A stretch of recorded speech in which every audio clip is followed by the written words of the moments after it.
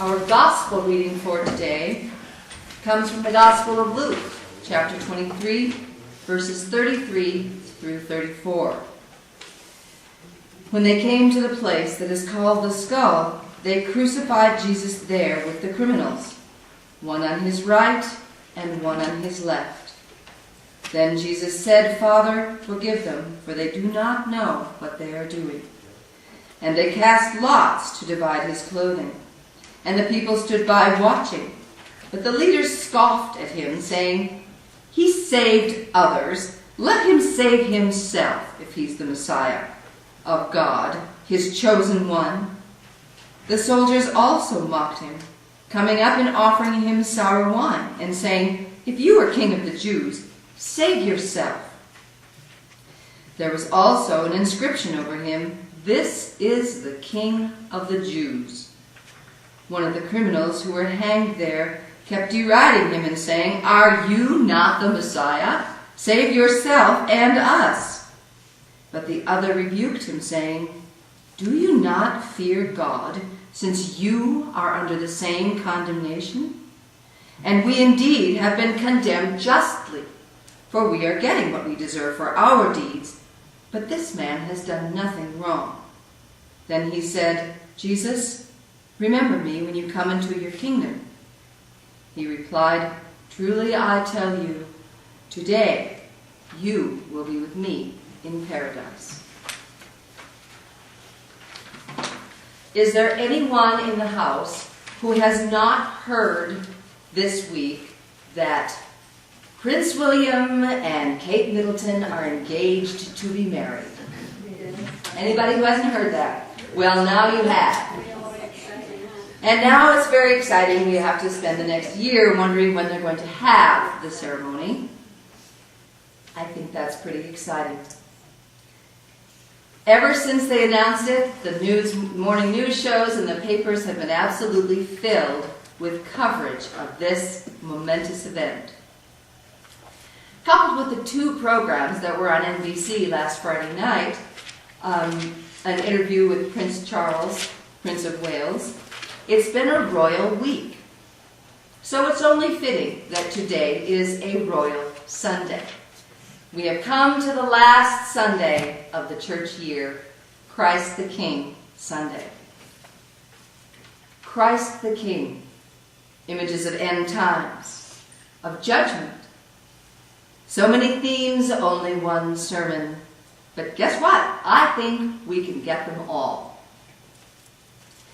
The nature of kingship is really a fascinating subject. I mean, witness how we are riveted to all of the royal goings-on.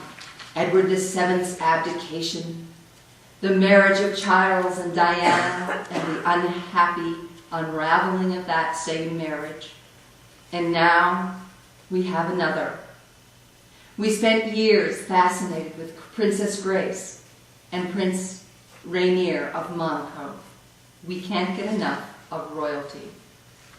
We love royalty because on the one hand, they are so not us.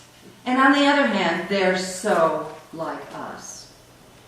We love the trouble that they get themselves into because it's pretty much the trouble we get ourselves into. It's just on a grander scale. See, they're really no different from us now, are they? But is that the truth? Are they really, actually no different from us? And how did we come to have kings in the first place? I became quite interested in this process, the anthropological development of the history of kingship.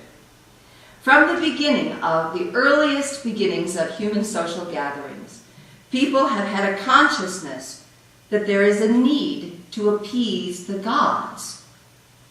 We need to appease the gods for things that people have done that have not pleased them. Because if the gods are unhappy, then we don't get the rains we need, we don't get the crops we need, and our neighbors may come and overrun us and take us away. The gods were capable of punishing the people if they were not happy with them. So, one person would be selected. Usually this person was a foreigner or a slave or somehow a criminal.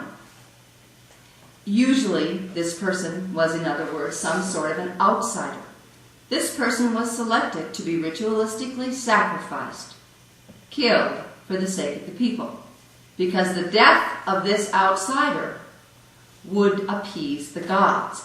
And then, because of his appeasing the gods and ensuring the harvest, or turning away the war coming at them from the north, the people turned the criminal, or the one who was sacrificed, into the hero. One person becomes the salvation of all. One person who is at both hands, the scoundrel and the hero. As time went on, this person would be selected well in advance of the time of sacrifice. So he got to spend some time actually living his life as the hero before the ultimate ritualistic sacrifice. It became quite an honor to be chosen for this sacrifice. And often, close to the end of his reign, this person was expected to engage in all sorts of obscene and ritualistically outrageous and decadent behavior in order to assure that he had committed enough sins to be able to appease the gods for whatever the people might have done. So then he was sacrificed for them. Soon the hero phase lasted longer and longer and longer, and eventually the hero victim ceased being the victim at all and was simply the king. This should take your breath away. I know it took mine away when I first realized that the rituals and symbols and myths that arose at the dawn of human consciousness reflect our Christian theology and point to the need of a redeemer who must be other than what we are. The redeemer must be divine, the demon and the deity all wrapped up in one individual. This should resonate within us Christians with a striking recognition. I hear Paul in 2 Corinthians chapter 5, verse 21. God made him who had no sin to be sin for us, so that in him we might become the righteousness of God. From our Old Testament reading, his name will be the Lord our righteousness. I'm sure there are other developmental models for the role of the king, but this one resonates with deep and universal symbols and truths. This custom goes along with other universal myths and customs outlined in Joseph Campbell's work. We have a short list is the myth of the Corn King, the dying and the rising God, and there are many others. I see these myths as speaking God's language of symbol and story. Now, hold that thought.